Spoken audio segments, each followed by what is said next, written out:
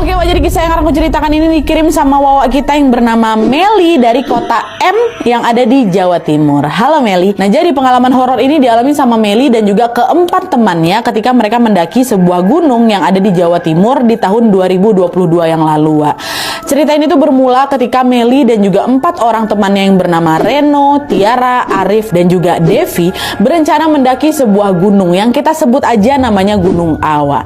Nah, setelah berdiskusi, mereka pun akhirnya sepakat untuk mendaki pada hari libur yang bertepatan dengan tanggal 1 Suro. Dan FYI, Wak, malam 1 Suro ini dikenal sebagai momen yang cukup wingit dalam kepercayaan masyarakat Jawa. Dan konon katanya di malam itu, energi alam dan juga makhluk tak kasat mata dipercaya lebih aktif dari biasanya. Nah, karena itu, nggak sedikit orang yang memilih untuk tetap diam di rumah dan juga menjaga diri. Tapi sayangnya 5 sekawan ini tuh justru memutuskan untuk mendaki gunung ya di malam itu, di malam 1 Suro. Entah karena nekat atau karena belum begitu paham resiko, Wak, ya. Tapi yang jelas mereka ini tetap mantap menjalankan rencana pendakian di hari itu. Nah, di hari keberangkatan mereka semua sudah berkumpul dan siap untuk berangkat. Tapi tiba-tiba salah satu di antara mereka, yaitu Tiara, mengaku kalau dia belum izin ke orang tuanya. Ditegur lah sama Wawa sama si Meli kan. Ya udahlah Wak, kau izin aja lah dulu mumpung belum jalan. Masa aku pergi nggak izin dulu gitu kan? Tapi di situ Tiara nolak. Katanya pasti aku nggak dibolehin. Gara-gara kebetulan juga aku baru sembuh dari sakit gitu. Nah, meski udah diingetin ya, Tiara ini tetap kekeh buat lanjut, Wak. Akhirnya ya mereka pun tetap berangkat lah ini ke Gunung A dengan naik motor. Dan 2 jam kemudian di siang hari nih, Wak, ya, mereka udah sampai di sana.